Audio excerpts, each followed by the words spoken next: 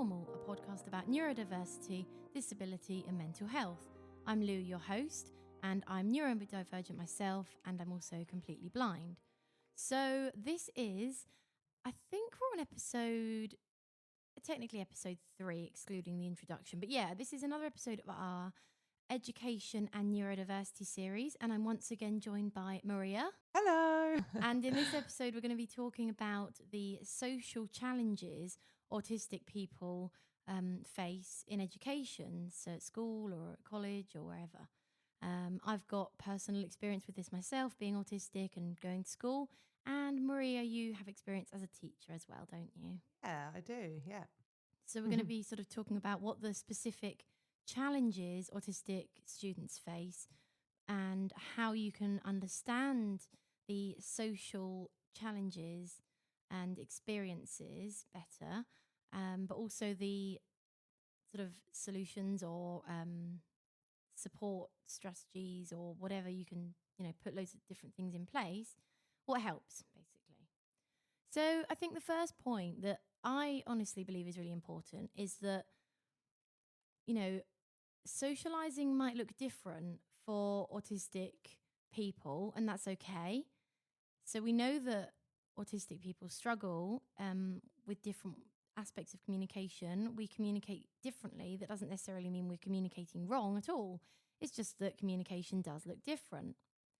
And we might not want to hang out in big groups. We might want to be on our own sometimes. That's okay. We might want to just, hang around with a few set people and not really want to socialize with lots of different people. That's okay too. And I think understanding that's really important, because otherwise it can be a case of sort of maybe having unrealistic expectations or maybe pushing us into doing things we don't want to do.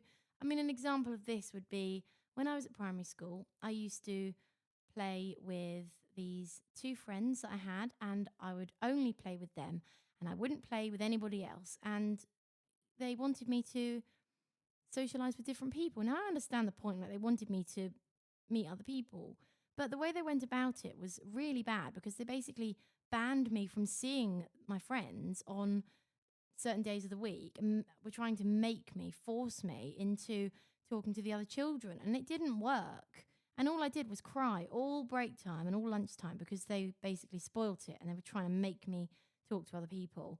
And funnily enough, I made plenty of new friends in my own time and not when I was forced to do it.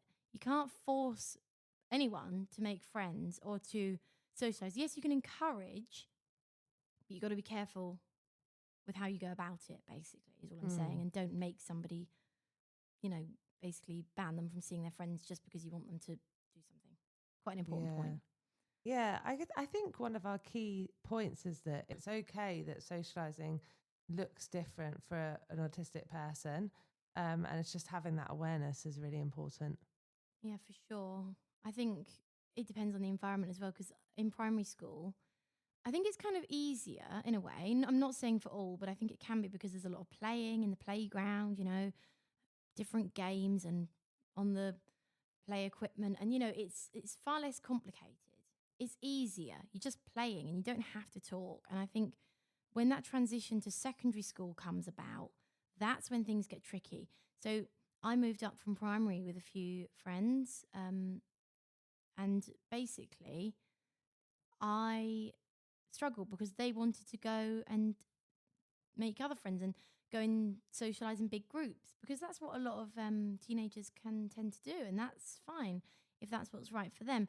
But I couldn't cope with that. And as a result, I ended up going in the support room, which was good. But then, I did miss seeing my friends. I got to see them for 1 day a week, which was kind of, there has to be a balance, because they wanted to see their friends and then come and see me. But it was kind of like they were just visiting me. It was like, oh, it's Lou's visiting day. Okay. I didn't feel included, if you know what I mean. Being in the support room was all good and well, but because the environment wasn't suitable for me, I was then isolated, and I always felt like I was an outcast, like I didn't really fit in, and then the environment wasn't right for me to be able to socialize. So then you can quite easily start feeling lonely. And I did make another friend in the support room. But, it's just difficult, I think, when you're in an environment where everyone else is, well, not everyone, obviously, but the majority are, um, neurotypical. They're not autistic or ADHD, or they're not blind, and do you know what I mean? Mm. That's just really hard because, my interests have always been quite different. And I always just felt like, oh, well, what do I even talk about anyway? And I can't talk in groups. I'm better one-to-one. I couldn't cope. Couldn't cope with the noise, so I was always kind of hiding away. Just, I'll say, hiding away in quiet spaces. But it's just the environment is a big consideration. The school environment, especially secondary school environment, isn't actually a suitable place for autistic people a lot of the time to be socializing. And I'm not generalizing here. I'm just saying, in certain cases, and it was for me, due to sensory challenges and anxiety and difficulties in big groups, it's quite overwhelming. It's not, doesn't feel like an overly safe place, especially when you don't feel understood necessarily, and you're only young. You're sort of, maybe 11, 12, up to 16. It's difficult. So the environment is a big consideration. Yeah, absolutely. And yeah, it's so important that schools really consider this and try to consider how we creating these safe spaces in order to help with social difficulties. So should we go on to talk about what we thought were some of our strategies and solutions, Lou? Yeah, for sure. Mm. So I think the isolation and the feeling of being alone is such a big element. And I know a lot of teenagers especially kind of feel that they want to fit in, or they want to, they don't understand because they're struggling and nobody else is. And I mean, I've never been overly bothered about fitting in. I've always just wanted to be understood. That's kind of my thing. And I remember definitely feeling as though, well, everyone else is coping. Everyone else is okay. It's just sort of me. But I know, no, it obviously wasn't just me. But it's having the opportunity to actually engage, if people want to, of course, if they want to have the opportunity to talk to people in a similar situation. So I've actually in the past attended sort of disability and neurodiversity lunchtime groups, which were run. And that was incredible. I mean, I felt, understood. I felt supported. That I was understood and I had people to relate to, because being able to relate to people is a human need. And problem is when you're in an environment that doesn't really feel safe and suitable anyway, and then you're surrounded by all these people that are just, to be honest, people that just feel like aliens, and you're like, what? Am I on the wrong planet, or are you, kind of thing? You just don't get it. And then you don't have a chance to talk to people that are on your wavelength. Of course you're going to feel isolated. So creating those, opportunities for the neurodivergent people to have a space to connect, and whether that's in the support room, whether it's a group. I mean, Maria, as a teacher, have you seen the impact of students being isolated, or how having specific groups and things has really helped? Yeah, absolutely.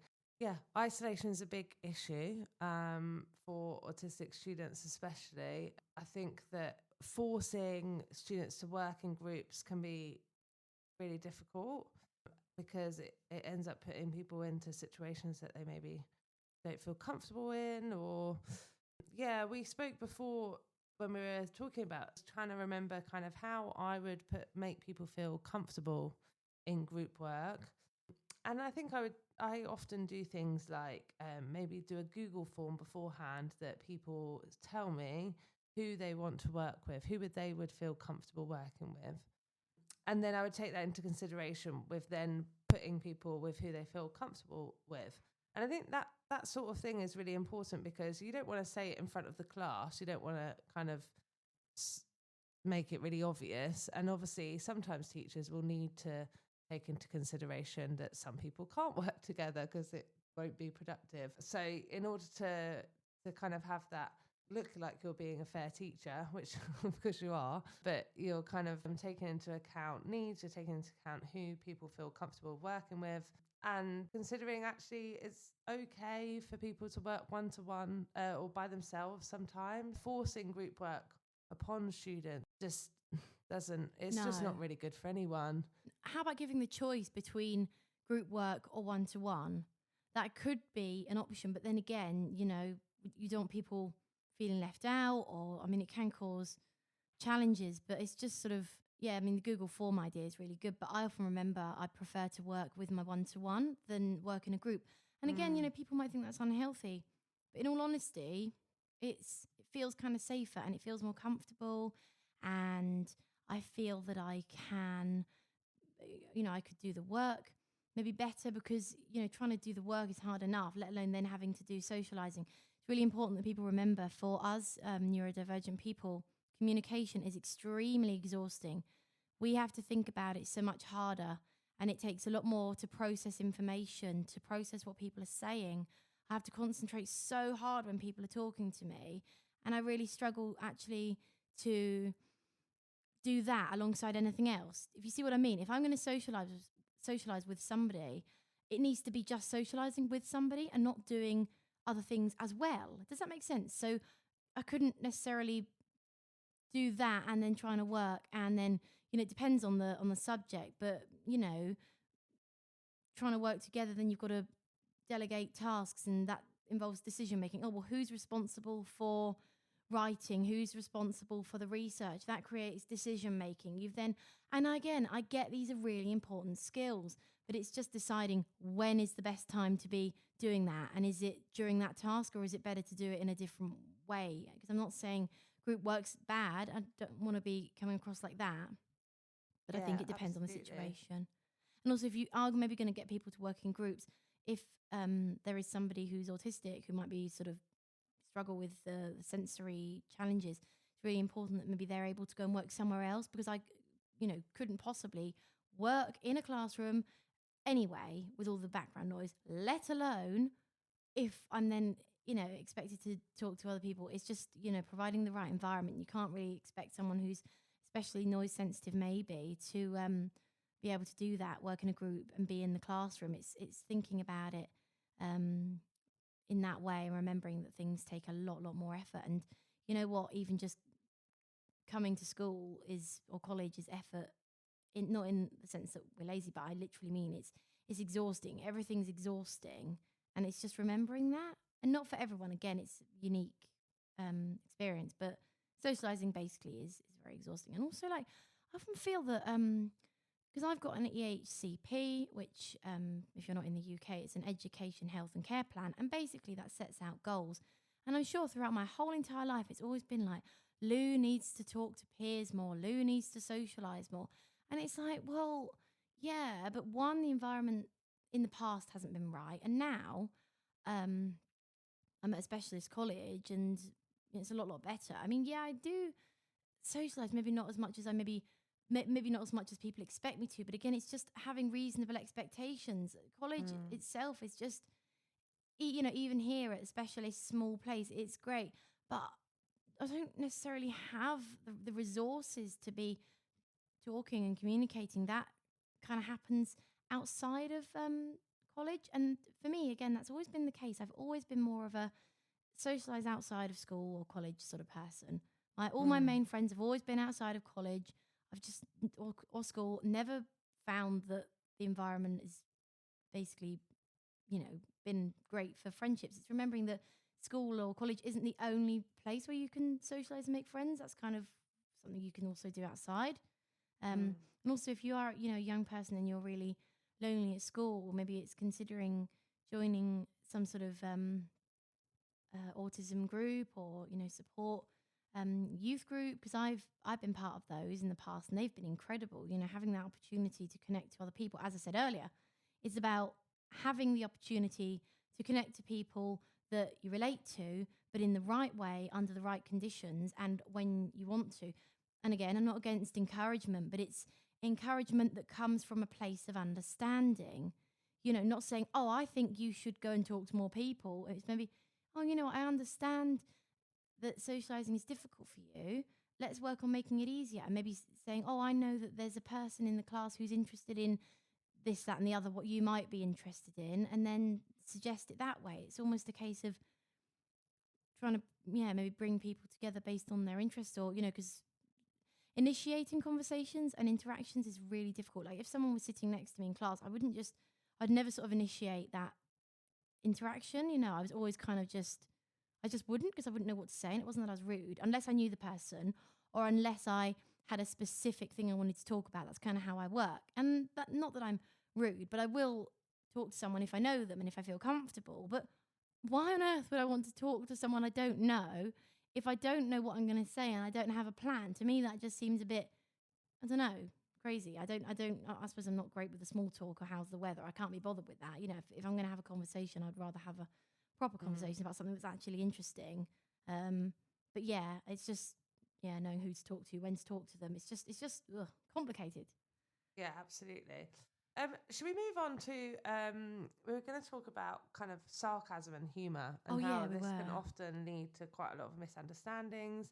And it's really important that teachers themselves, are really wary of using sarcasm or kind of not Not saying saying what you things how, mean. not Yeah. saying what you mean, thankfully. So it can often lead to kind of upsetting situations or upsetting students accidentally. And it's definitely, I think, especially in my early days as a teacher, has happened to me before, and completely by accident, but might have accidentally said something that I didn't quite say it exactly how I meant it, and then it led to misunderstandings. So I think just being aware of that is really important. Yeah, it's quite common for autistic people to struggle to understand, sarcasm, humor. Not all the time, because we're never generalizing here, because some autistic people can be sarcastic. Even I'll be sarcastic on the occasion, but it depends on the circumstances. Do you know what I mean? But generally, I do find it really hard to understand if people are saying things they don't mean, or if they're joking. I mean, it's harder if you don't know the person. Once you know the person, then it's kind of easier. But Mm. I think, again, it's just simplifying communication and just making it a little bit easier. It's already hard, so if you say what you mean, it just makes life Makes much life, better for us. yeah, so much easier.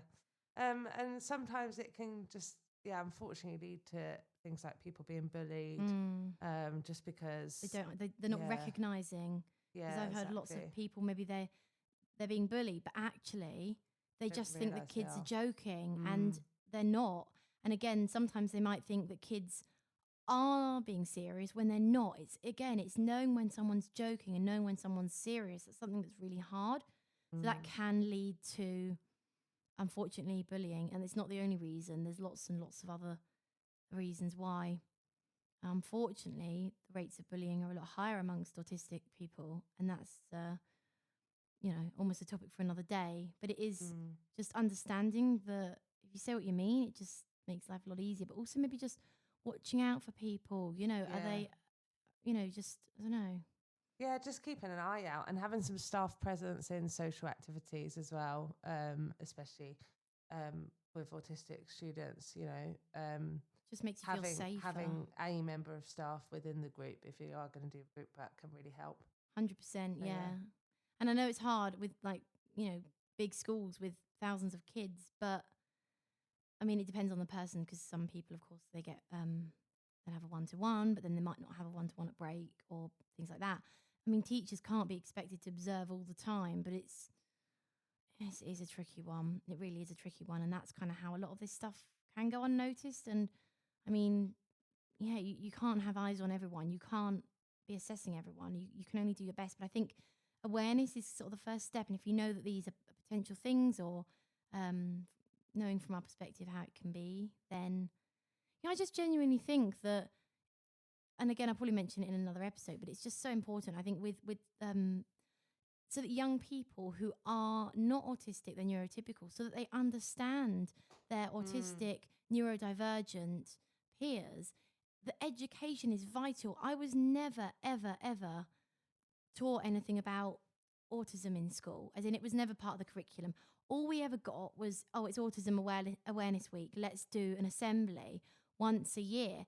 But I mean, I'm not saying that schools need to make a whole autism curriculum, because again, it's unreasonable. What I am saying is one little assembly every year is just not good enough. And autism isn't just around for one day of the year. We're always autistic and it's always there. And I think even if it's incorporated into PSHE or something, or even if it's just a little session on it, or even if there's little posters put up around the school, I don't know, but there needs to be awareness. And again, awareness, I believe, leads to understanding, because often, especially with kids, they might be mean or nasty because they just don't understand things. And of course, being horrible isn't the solution. But I think if people don't understand, then they might not be as sensitive and understanding. I mean, of course, we all know that bullies always have a lot of their own stuff going on, but genuinely understanding, it's all about understanding. If you understand why,